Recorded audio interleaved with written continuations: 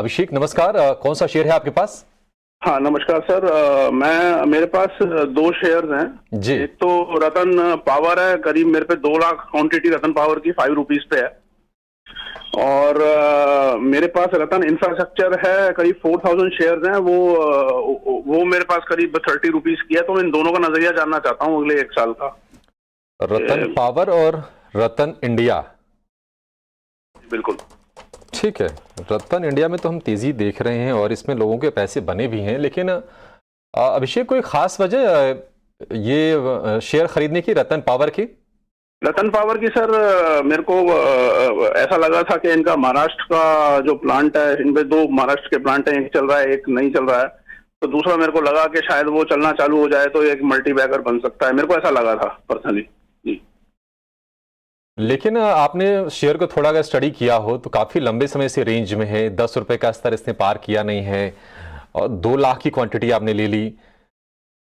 वैसे एक्चुअली मेरा जो नजरिया है वो लंबा ही था इसका। तो मैं करीब अभी 1 साल 2 साल में चाहता नहीं इसको बेचना। मेरा नजरिया 2025 या 26 तक का है इसका, रतन पावर और रतन इंफ्रास्ट्रक्चर दोनों का। रतन इंफ्रास्ट्रक्चर का इसलिए था कि ड्रोन में है ये, और इसके बारे में काफी खबरें सुनी थी, तो एक्चुअली इसलिए मैंने इसमें इन्वेस्ट किया था जी। ठीक है, रतन इंडिया क्या भाव बताया आपने?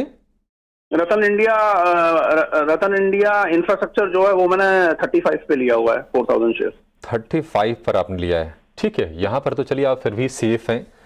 हालांकि ये शेयर भी ऊपरी स्तर से 60 रुपए के आसपास तक गया था और काफी नीचे आया है।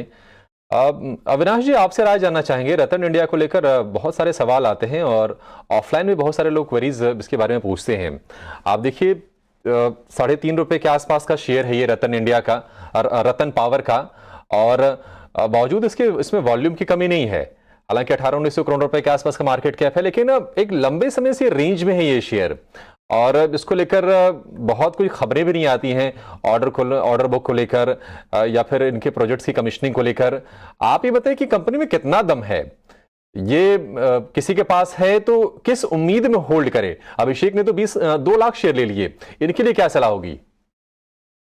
मेरे ख्याल से तो देखिए अभिषेक, पहली बात तो ऐसे पेनी स्टॉक्स में पैसा डालना, और वो भी इतना बड़ा पैसा डालना, बहुत रिस्की प्रोपोजिशन होता है। इसमें क्या होता है कि अगर जैकपॉट लग गया तो आपका पैसा डबल भी हो सकता है, 4 गुना भी बढ़ सकता है। लेकिन अगर कॉल गलत हुआ तो पूरा पैसा भी यहाँ से कैपिटल आपका इरोड हो सकता है। तो मेरे ख्याल से देखिए, रतन इंडिया पावर की सबसे बड़ी दिक्कत है कि इम्प्लीमेंटेशन और एग्जीक्यूशन पे ये अभी बहुत पीछे हैं।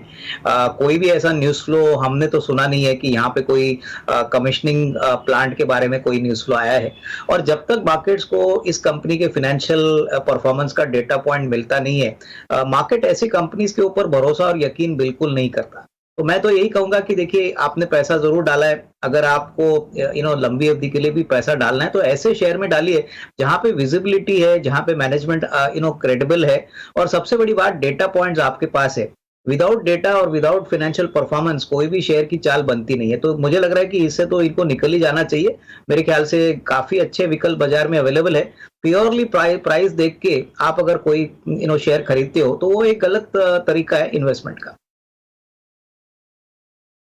से ये कंपनी बनी थी और पावर कारोबार को अलग किया गया था, उसको रतन पावर का नाम दिया गया था। लेकिन बिल्कुल सटीक सलाह, जो पेनी स्टॉक्स हैं, पेनी स्टॉक्स मतलब कि जो भी 10 रुपए से कम 10 रुपए मान लीजिए एक बेस, उससे कम के जो स्टॉक्स हैं उसमें हेराफेरी की, स्टॉक मैनिपुलेशन की गुंजाइश काफी ज्यादा होती है और इसके चलते ऐसे शेयरों से आपको हमेशा दूर रहना चाहिए। कम से कम ये नियम बना के चलना चाहिए। कुछ अपवाद हो सकते हैं, लेकिन ज्यादातर स्टॉक्स में हमने देखा है कि इस तरह की गड़बड़ी हो सकती है और आपको भारी नुकसान भी हो सकता है। एक ऐसे ही स्टॉक पर एक थोड़ी देर में हम